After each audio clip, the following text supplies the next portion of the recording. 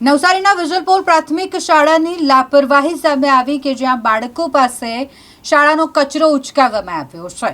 શાળાનો કચરો ઉચકતા બાળકો જોવા મળ્યા। બાળકો શાળામાં ભણવા માટે જાય છે કે પછી સાફ સફાઈ કરવા કચરો ઉચકવા, એક મોટો સવાલ ઊભો થાય છે।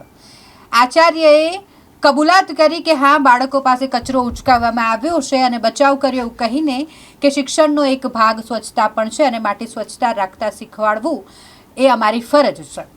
બાળકો કે જે કચરો ઉચકતા નજરે પડ્યા ને પાલિકાનો કચરાનો ટેમ્પો આવ્યો એટલે બાળકોએ કચરો તેમાં નાખ્યો અને આ તમામ દ્રશ્યો સામે આવ્યા છે।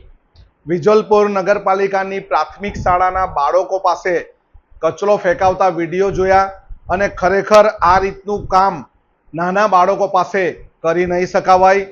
ચોમાસાની ઋતુમાં જો આવી રીતે ખરાબ કચરાઓ બાળકો પાસે ઉચકાવવામાં આવે અથવા નગરપાલિકાની કચરાની ગાડીમાં ઠાલવવામાં આવે, આ છોકરાઓને, નાના ભૂલકાઓને કોઈ પણ જાતનો રોગ લાગુ પડી શકે છે।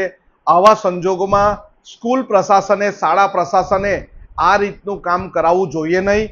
સ્વચ્છતા એ દરેકનો વિષય છે, પરંતુ આ નાના ભૂલકાઓ સ્વચ્છતાના નામે એમની તંદુરસ્તી સાથે કોઈ ખિલવાડ ન કરે એ પણ જોવાનું આપણું કામ છે। સવારે અમારી થોડી 2-3 દિવસનો કચરો ભેગો થયેલો હતો કચરાપેટીમાં, કેમ કે અમે પસ્તી આપેલી હતી, એ કાગળ હતા। તો નગરપાલિકાનો ટેમ્પો પરમ દિવસે આવ્યો ન હતો અને આજે ફોન કરતાં આવ્યો એટલે ભેગો થયેલો અને જે સફાઈ કરવાવાળા માસી આવે એમને બાળકો કચરો ઠાલવવામાં ફક્ત મદદ કરતા હતા અને એ સફાઈ તો અમારી પરમ દિવસની થઈ ગયેલી હતી, માસીએ કરેલી હતી ને એ જ કચરો ભરેલો હતો અને એ કચરો બાળકો ટેમ્પામાં ઠાલવવામાં ફક્ત મદદ કરતા હતા।